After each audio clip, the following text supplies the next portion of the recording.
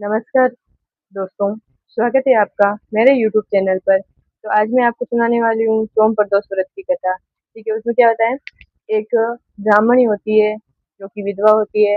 वो अपने पुत्र को साथ लेकर हमेशा ऋषियों की आज्ञा से भिक्षा मांगने जाती है और जो भी भिक्षा में मिलता है उसी से अपना कार्य चलाती है। एक दिन सुबह जब अपने बालक के साथ वो भिक्षा मांगने जा रही थी, तो रास्ते में उसे एक लड़का मिला जो कि विदर्भ राज्य का राजकुमार था। उसे देखकर वो अपने घर लेके आ गई और उसका अपने बच्चे के साथ, अपने बालक के साथ पालन पोषण करने लगी। थोड़े दिन हुए, वो ब्राह्मणी का बालक और ब्राह्मणी का बालक और वो राजकुमार दोनों वन में गए। उस वन में उन्होंने गंधर्व कन्या को देखा और वहीं उनको देखकर बातें करने लगा। ब्राह्मणी का बालक तो वापस घर लौट आया, लेकिन राजकुमार उस गंधर्व की कन्या के साथ, अंशुमति के साथ बातें करने लगा और मोहित हो गया। जैसे ही दूसरे दिन फिर वो वहां गया, उससे बातें की, तो अंशुमति अपने माता पिता के साथ बैठी थी।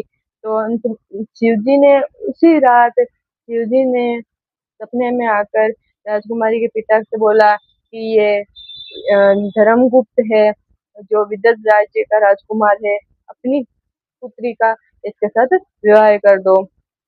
तो उसने दूसरे दिन जब वो धर्मगुप्त वहां आया तो पूछा, क्या तुम्हारा नाम धर्मगुप्त है? क्या तुम विदर्भ राज्य का राजकुमार हो? तो उसने बोला हाँ, क्योंकि शत्रुओं ने उसके पिता को मार डाला था और उसे भी मारना था, लेकिन जैसे तैसे वो वहां से बचकर निकल गया और इधर उधर मारा मारा फिर रहा था।